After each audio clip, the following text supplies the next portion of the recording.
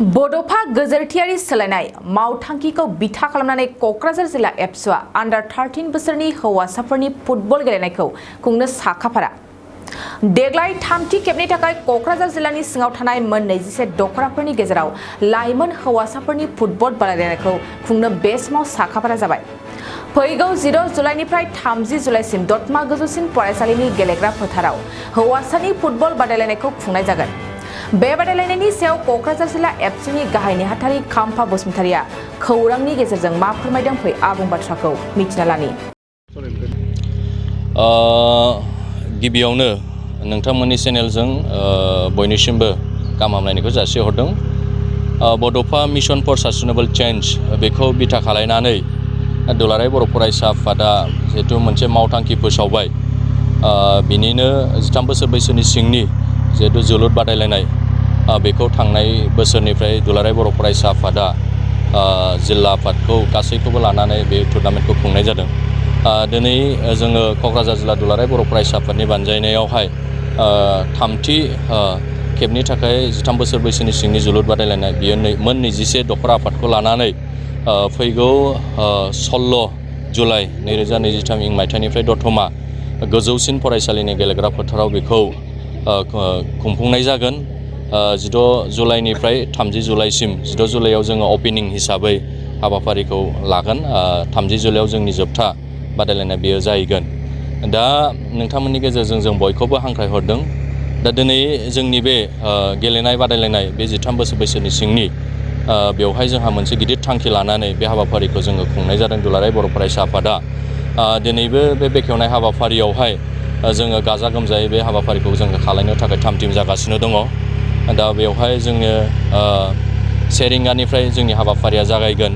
बेवहाय मोसानाय, उन्दैफोरनि मोसानाय, गिदिरफोरनि मोसानाय, दामनाय देनाय, मेथाइ खननाय बाहागो लागोन। लोगोसे जाखांफु लाइमोन गेलेगिरि आन्डार 20 भारतनि आइजो हान्जानि जे केप्टेन जानानै दैदेननाय अपुर्णा नार्जारी मानगोनां बिथाङा बे बेखेवनाय हाबाफारियाव बाहागो लाफैगोन आलासि महरै।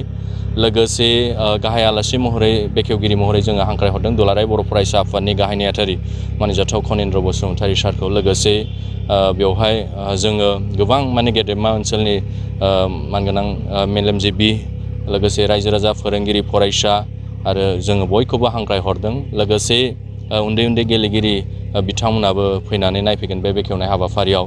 आरो बेवहाय जोङो मेथाइ खननायजों लोगोसे मोसानाय बायदि हाबाफारि लादों।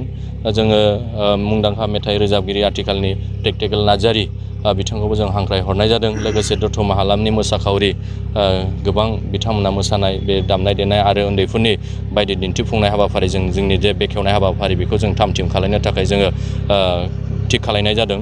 दा ओंखायनो ओनसोलनि गासै रायजो राजा आरो जोलुरखौ मोजां मोनग्रा मानगोनां नोंथांमोनखौ जों हांख्रायहरदों बे जोंनि बेखेवनाय हाबाफारियाव दोलै नोगोरै फैनानै बाहागो लाफैयो आरो जे उन्दैफोरनि जे गेलेनाय मोनसे स्पिरिट आरो बिथांमोनखौ थुलुंगा होनानै जोङो सासे मोजां फुटबलार गेलेगिरि बानायहोनो हायो। जों बे मोनसे थांखिखौ लानानै आरो बिथांमोनखौ थुलुंगा होनो थाखाय जोङो बयखौबो हांख्रायहरदों। जोंनियावहाय मोनसे सिस्टेम दं दुलाराय बर' फरायसा आफादाव। जिहेतु सिगांग्रो दखर आफादा बेखौ खुंनाय जायो, बिनि उनाव जिल्ला आफादावहाय सेलेक्सन खालामनानै लाबोनाय जायो। जिल्लानिफ्राय बेखौ जोङो मिरु लेभेलाव खुंनायावहाय जोङो मोनसे टिम खालामनानै लांनाय जायो। दा बेवहाय जोङो जिहेतु जोंनियावहाय मोनसे जोङो रेभुलिउसन बा जोलुरनि सायावल' नङा, गेलेनायनि सायावहाय जोङो मोनसे रेभुलिउसन लाबोनो थाखाय जोङो सिन्था धारना खालामबाय थादों। बिथांमोना निस्सय मोजां गेलेलाङोबा हयथ' मोनसे बे प्लेटफर्मनिफ्रायनो ग्राउन्डनिफ्रायनो सासे मुंदांखा गेलेगिरि जाहैनो हागोन। जों मिथिनायाव हलिचरन नार्जारीया गामियाव गेलेनानै दिनैहाय इण्डियान टीमनि दिनै गेलेगिरि जाहैनो हादों। लोगोसे दिनै जोङो मोनबावनो हादों मनबिर बसुमतारी फंबाय गसाइगावनि बिथाङा गामियाव गेलेनानै दिनैहाय आन्डार 19 दिनैहाय इण्डियान टीमावहाय दिनै बिथाङा केम्पआवहाय ट्रायेलाव दिनै दंहैयो। बिथाङा जुदि स्कप मोनोबा दिनैहाय जोंनि जे बर' हारिनि रिप्रेजेन्टेटिभ खालामगोन बिथाङा। दिनै हलिचरन नार्जारी, अंकुसिता बर'जों लोगोसे गोबां दिनै गेलेगिरि बिथांमोनहा जोंनि बर' फिसाफोरखौ दिनै खम सुबुंनि गेलेगिरिफ्रा दिनै रिप्रेजेन्टेटिभ खालामगासिनो दङ। दा निस्सय दिनै बर'फोरावहाय गेलेनायजों सोमोन्दो थानाय फिजिकेलि फिट आरो गोबां बिथिङावहाय बर'फ्रा दिनै फिट, नाथाय जोङो माखासे सुबिदा मोनैनि थाखाय प्लेटफर्म मोनैनि थाखाय जोंनि गेलेगिरिफ्रा थालांनो गोनां जायो। दा नैबे समनिफ्रायनो उन्दै समनिफ्रायनो जोङो जुदि फुटबलनि सायावहाय जोङो बिथांमोनखौ सोनो हायोबा बा बिथांमोनखौ जोङो टेलेन्टखौ बिथांमोननि स्किलखौ जों लानानै दावगाहोनो हायोबा निस्सय बिथांमोनहा दिनै क्लाबावहाय जायगा मोनगोन, लोगोसे दिनै डिस्ट्रिक्टआव जायगा मोनगोन, दिनैहाय स्टेट नेसनेल लेभेलावहाय दिनै थांनो हानायनि गोबां सुबिदाफोर दङ। आरो बेखौ दिनैहाय जोङो नैबे दुलाराय बर' फरायसा आफादा नैबे माखासे जोंनि जे आन्डार 13 दुलाराय बर' फरायसा आफादनि बड'फा मिशन फर सास्टेनेबल चेन्जनि गेजेरजों होनो हानाय बे मोनसे सुबिदा, बेजों हयथ' निस्सय जाहैनो हागोन, जोंहा बेखौ फोथायनाय दं। लोगोसे आथिखालाव जों नुहुरदों सायावहाय गोबां क'क्राझाराव मोनसे साइ दङ, बेवहाय फुटबलनि बाहायबो टिम दङ, लोगोसे गुबुन गुबुन गेलेनायनिबो टिम दङ। दा बेवहायबो सेलेक्सन जानानै थानो हानाय बा गेलेनो हानाय, गावनि खेलाखौ दिन्थिलांनाय, केरियार दालांनो हानाय मोनसे सुबिदाफोर दङ। आथिखालावहाय गेलेनायजों लोगोसे गोबां माखासे गेलेनायनि जे सार्टिफिकेट बियो बिराद अपरचुनिटि दिनै फरायनायनि बेलायावहाय सुबिदा दङ, खथा दङ, स्पर्ट्स खथा दं।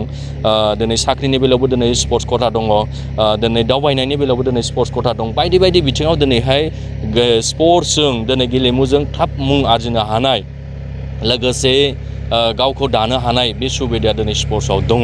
आरो लोगोसे दुलाराय बर' फरायसा आफादनि थांखियानो जाहैबाय जोंनि लाइमोनफ्रा गोबां बिथिंजों दिनै माखासे माने गाज्रि मुवा, निसा फेग्रा मुवा बाहायनायावहाय दिनै बारा जाबायमोन बर' लाइमोनफ्रा। दिनै जोङो दुलाराय बर' फरायसा आफादा सिन्था धारना खालायदों, जोङो बिथांमोनखौ गोग्गो बा क्वालिटि इडुकेसन दानायनि बाथ्रा बुङो, गोग्गो समाज दानायनि बाथ्रा बुङो, नाथाय जों माखासे प्लेटफर्मखौ जों होबोनो हायाखैमोन। नाथाय दिनै नैबे मोनसे प्लेटफर्म जोंनि मानसिखौ एंगेज खालायनायनि बा बिथांमोनखौ एंगेज खालायनायजों लोगोसे सासे मुंदांखा फुटबल गेलेगिरि बानायनायनि मोनसे सुबिदा, बेखौ जोंनो दिनै दिहुननानै होनो हादों।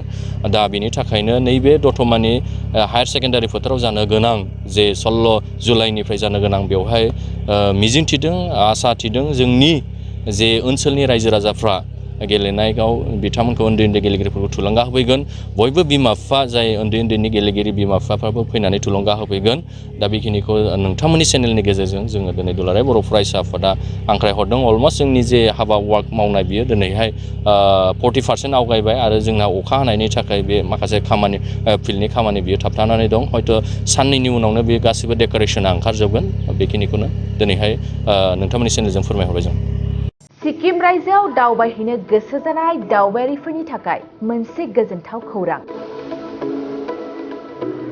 बिटिआर आरो आसामनि बायजो सिक्किम रायजोआवबो दंसै दावबायारिफोरनि थाखाय गंसे बर'नि मोजां सिखोन साखोन हटेल।